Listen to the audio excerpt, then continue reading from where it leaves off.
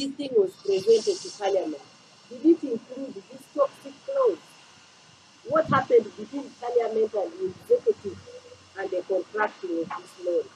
And then secondly, the Parliament should also put their hands on the repayment schedule. If it means appropriating supplementary expenditures, they should do that, provided the money is found to repay the loan. 3, those who mortgage the Entebbe International Airport should be held personally and collectively responsible, including stepping down from office before they make further losses. How can a minister come casually as if he has mortgaged his chicken and says, okay, you take my chicken?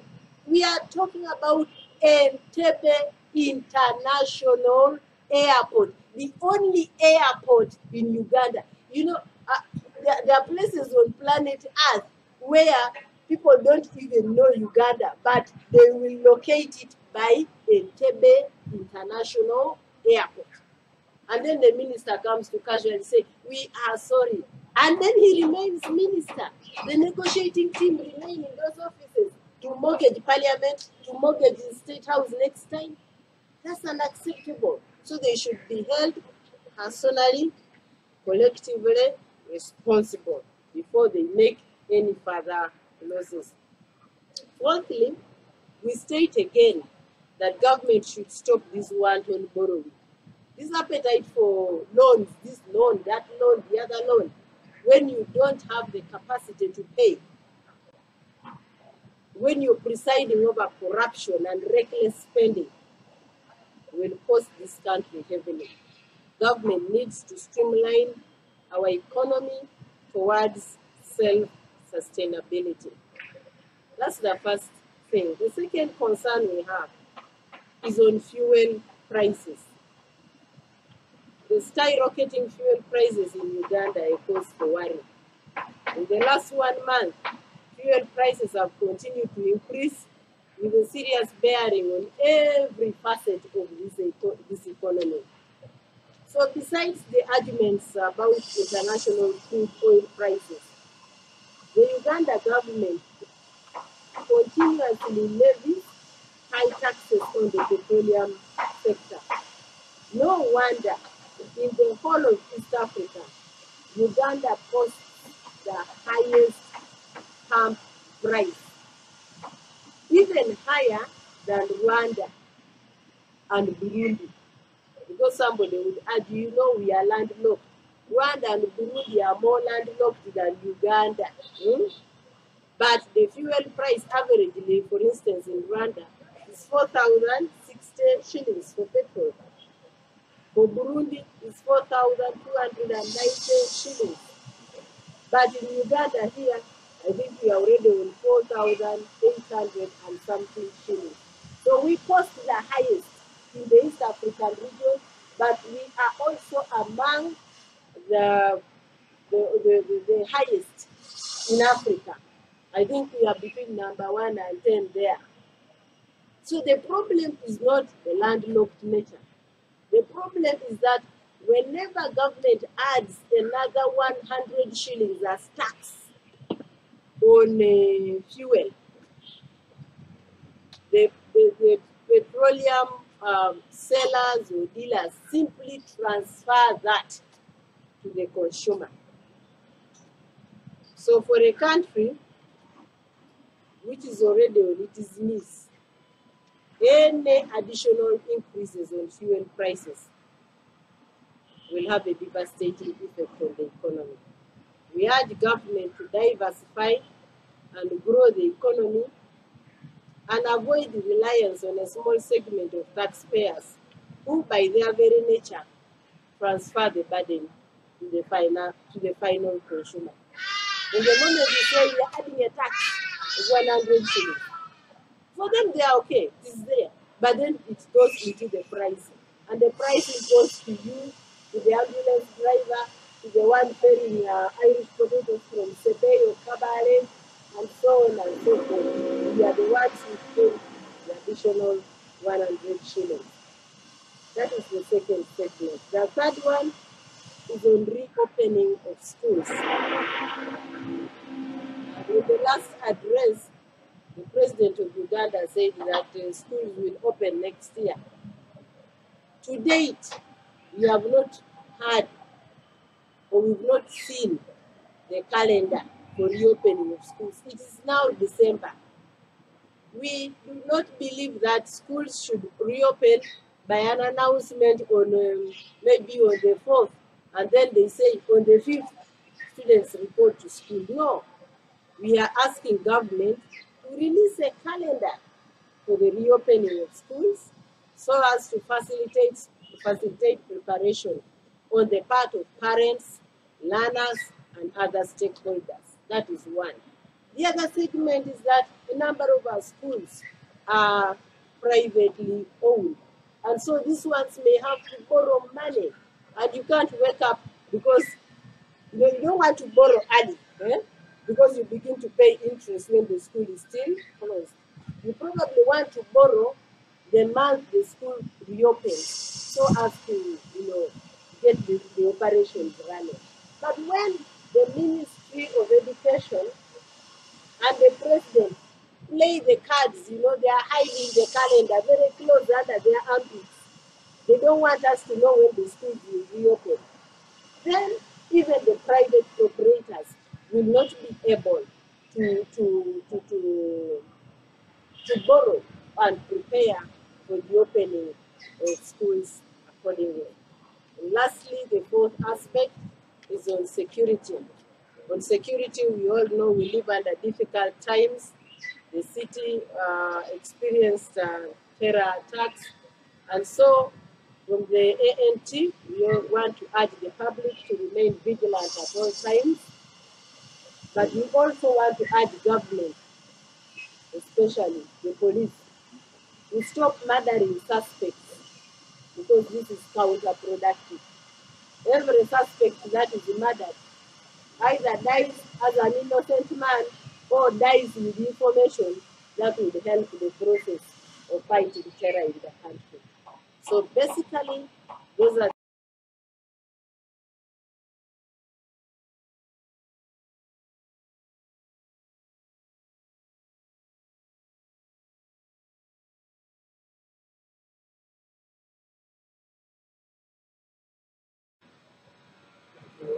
Alice.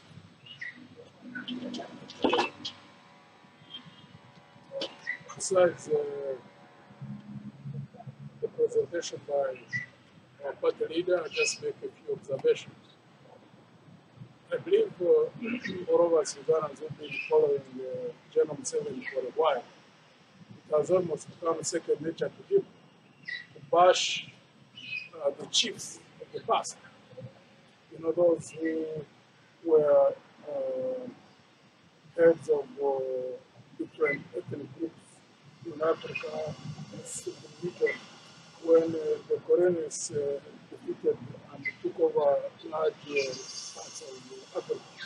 They blame the chiefs and say, how could they just sell their countries or their communities for trinkets? They are just doing the same thing. The chiefs were not educated, the chiefs were not well exposed about international relations, and now we have got leaders of this country, educated, exposed, including the current regime, and see what is happening under their watch. National assets under threat of takeover. Right now, debt GDP ratio of Uganda is, understand the latest figures about 54%. Because of reckless borrowing and because of misspending. We don't focus resources in productive areas. Even what is borrowed is being looted.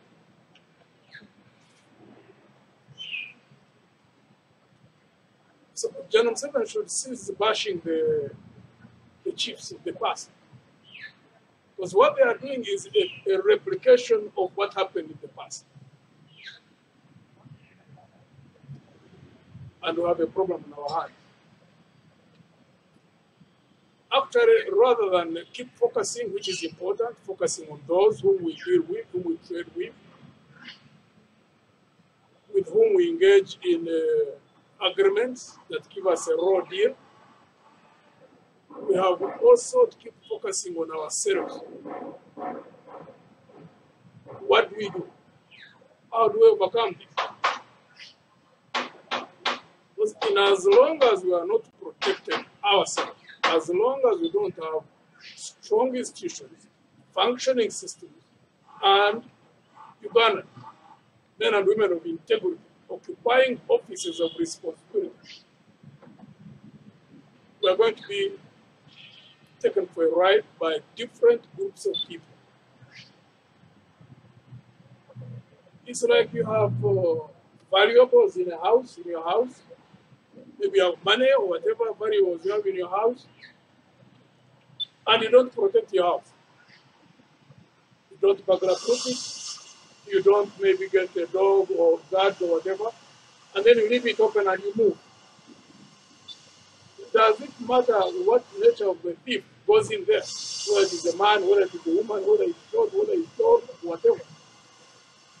And the thief will enter and take your valuables. And that's why we have to focus, we as Ugandans and other African nations. How do we protect ourselves? Because as long as we don't build robust systems to protect ourselves, anybody will cheat us.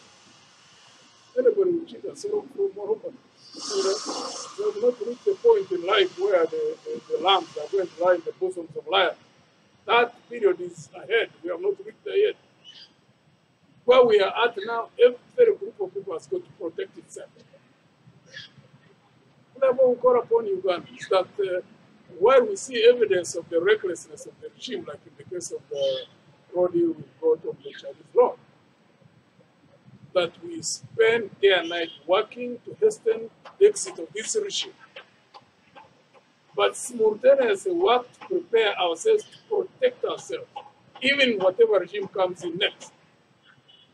Because across the whole continent, the same story everywhere you see same crisis. Because of greed, because of having people who go into offices, because they look at offices as a way of enriching themselves rather than advancing their own societies, advancing their own countries. Those are the two key things that we need to focus on.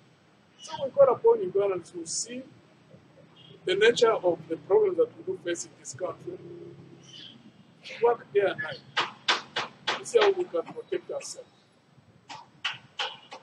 Then the partner will cheat. Most of them, out of 10, 8 will cheat you, regardless of where they come from.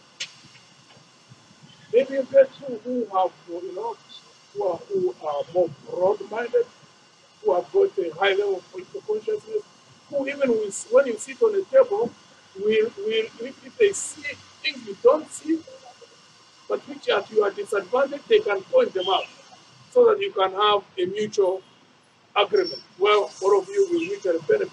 But let me tell you, on this planet as we are now, out of 10, you get maybe 8 will just cheat. It doesn't matter where they come from.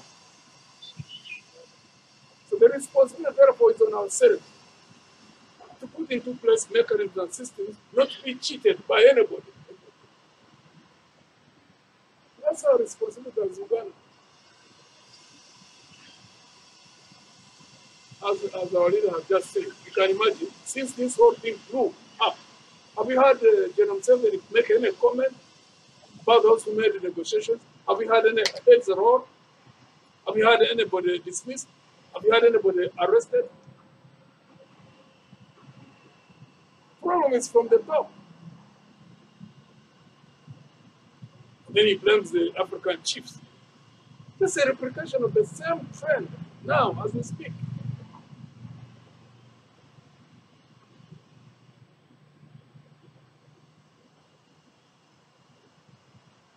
These days have to be paid.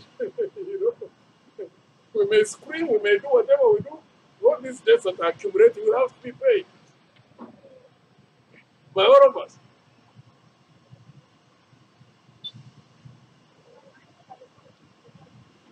Question is, how do we get a disciplined group of people, one, who will go and stop the hemorrhage, and then start building the capability, not only to continue with the development process of the country, but also how to repay the debts. The debts will have to be prepaid. You know? Because when you borrow, you have to pay back. If you have borrowed and you put money into productive investments, then you get revenues to keep pumping into the development process and also to pay them. But if you get money and you steal the money as they do here, then the next generation is the one which is going to be doing that. And of course, the group which goes in next, post in 7, is really will have to be a very disciplined group. If it's not disciplined, the levels of debt at which we are, expanding population, we are now 45 million people. In 25 years, we are going to hit 100 million people. Now you can imagine mounting debt, growing population, broken down system. How will that be fixed unless you have got a team of leaders who are disciplined, who are focused? That's what we as Ugandans have to work on. Those are the comments I just wanted to have.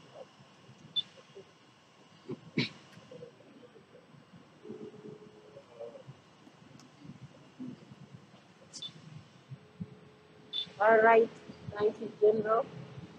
We will now take your questions, if any, and then I'll bring this to us. You will introduce yourself and then ask the question. Yes. Yes, 3 months from KGTV from a record.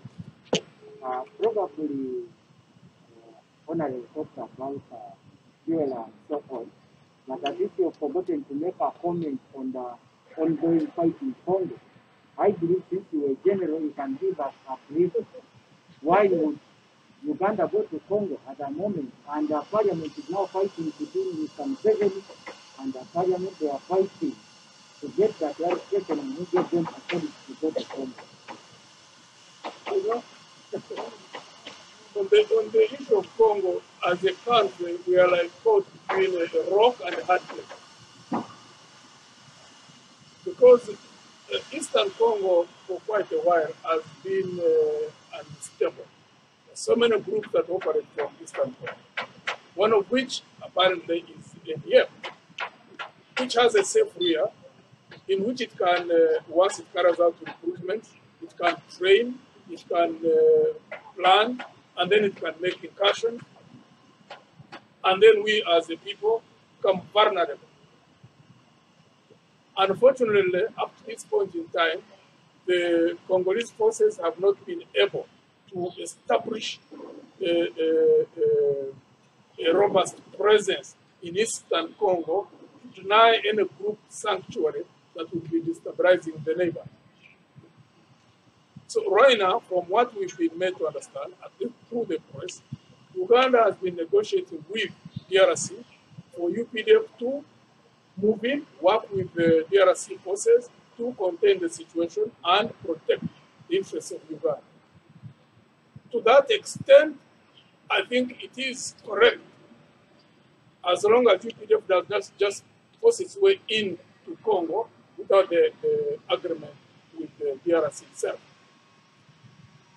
However, now that two things,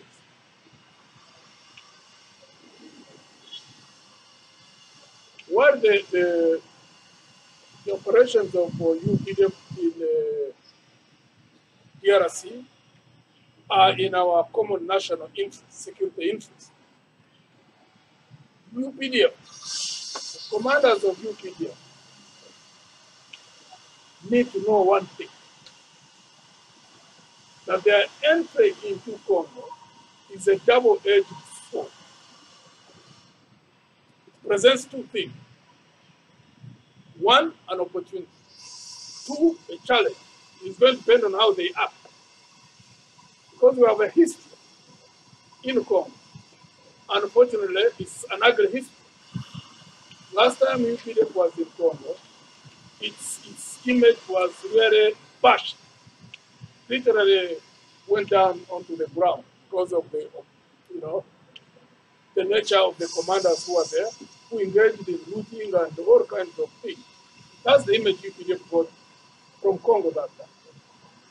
So there is an opportunity now for those who are in command of UPDF now to know that there is an opportunity for UPDF to salvage its image by acting different. Therefore, they must keep focused on the mission. And if they, as has happened elsewhere, because they went to Somalia and they stabilized the situation in Somalia, difficult as it was. So in the event that they go into Congo and remain focused on the mission and are able to defeat ADF, and two, to operate in a manner, because fighting against such insurgents is a complex process. In some areas, they may get there and find that they are embedded within the population. The manner in which they carry out those operations is going to be critical. But the whole international press, everybody is going to be focusing on that operation. They have to avoid human rights violation of the civilian population there. If they want to salvage the image of UP, that's an opportunity. And they can do that if they remain focused on the mission. But if they don't do that, that will be an additional death on the already damaged image in as far as the last operation was in Congo. It's dependent on the commander concerned. Two, while the operations of UPDF in Congo are legitimate, the manner in which the force went is irregular and wrong. Because while the discussions were held with the DRC Congo, which was right for UPDF to intervene in DRC, General Museveni, as the commander-in-chief and as one who knows that the Constitution requires that deployment outside the borders should be discussed and sanctioned by Parliament. Should have carried out measures of how that could have been done. If it was completely impossible maybe to go in plenary, they need to work out ways of how Parliament is discussed with. Maybe through a committee, they can work out ways. One, if the fear is compromising the surprise move, for example. When there is a government, there's the executive, there's the parliament, there's judiciary. If there's any challenge, the arms of government would see ways of how they can resolve the challenge as they solve a problem. But for them simply to deploy an inform letter without putting there a mechanism is wrong. But personally, I'm not surprised, because that's the nature of General Museveni. He wants to do everything himself. Because how else will he have create the feeling, as always does, that he's in charge, he can do anything, and nothing can happen. That's his nature. And I doubt whether that's about to change. Therefore, it's a responsibility of those who prepare themselves for next in government to start doing those things in a manner that is consistent with modern governance. Thank you. Thank you. Chico Brenda Mariam is my name, working with BTM TV.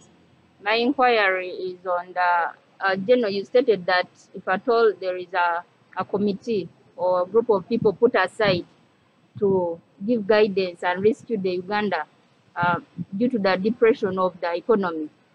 I'm inquiring whether you would be gladly welcoming welcoming that opportunity as you being on the committee. Which committee? You stated, you said that Uganda needs some group, if at all it can be appointed, people can be appointed to guide the president of Uganda on how to derive our economy from the depression it's going through. It's the one I'm inquiring. Would you be gladly welcoming such an information to be put on that committee? Okay. The committee I talked about was the requirement for UPDF to be deployed outside of the country. It requires the sanction Not of Parliament. UPDF. You had talked about the economy going down and the increment of our population previously before the UPDF issue. Okay. Our party leaders were who had talked about that, but I can comment on that. And maybe make clarification on the earlier committee was saying. Because, you know, there are times when it requires possibly a surprise move of a force into resolving a problem like this particular case. If they look at the complexity of that provision, what would need to happen is for the executive to go to Parliament and they discuss and say, you know what, there might be times when the army needs to be deployed before, without breaking the chance of surprise. And leaders are meant to sit down and discuss issues and say, how do we deal with that? Maybe they would look at how the executive, instead of going to plenary, would sit with, for example, the Committee of Defense and Security. I'm just talking about all different options that can be looked at. But to ensure that for the executive deployed, there needs to be consultations with Parliament, putting into consideration whatever challenges of the time there might be. It's because these are Uganda officers and men. There's the issue of resources. It is Parliament which is supposed to do what? To budget for the operations of that. Some may lose their life. So you don't want a national force to be deployed at the whims of just an individual. That's the whole purpose of why parliaments are brought in. But there are different mechanisms that can be used to that regard. On the issue of the committee to advise the president, for us, we are Alliance for National Transformation. We are preparing ourselves to take over and rectify the mistakes of NRM. We cannot just go in a committee of government. They are in such a mess. I doubt whether anybody can go there and even advise them to change direction. I highly doubt. Thank you. The next question, we had the hand up and Let's have the Uganda version from the the Uganda version. Okay, let's finish questions. No more questions.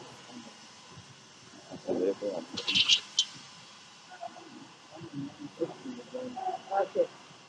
Right. So.